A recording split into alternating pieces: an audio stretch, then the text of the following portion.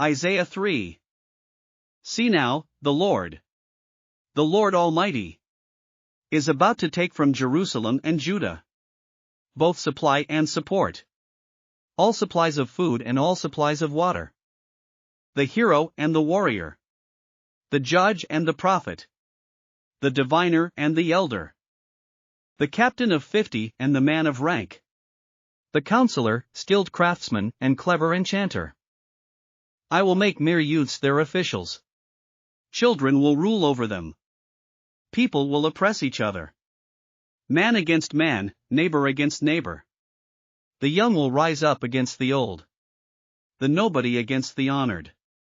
A man will seize one of his brothers in his father's house, and say, "You have a cloak, you be our leader. Take charge of this heap of ruins."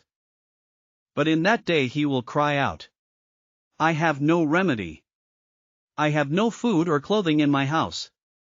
Do not make me the leader of the people." Jerusalem staggers. Judah is falling.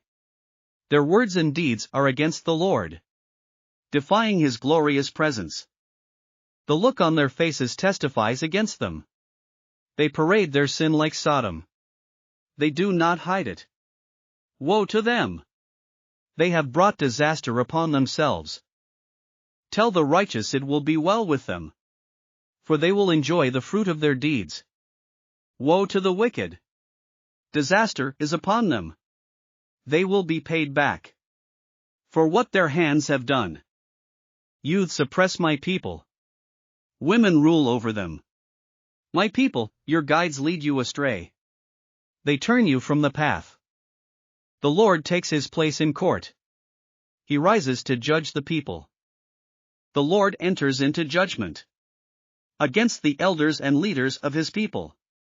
It is you who have ruined my vineyard. The plunder from the poor is in your houses. What do you mean by crushing my people and grinding the faces of the poor? Declares the Lord Almighty. The Lord says, "The women of Zion are haughty, walking along with outstretched necks, flirting with their eyes, strutting along with swaying hips, with ornaments jingling on their ankles. Therefore the Lord will bring sores on the heads of the women of Zion. The Lord will make their scalps bald.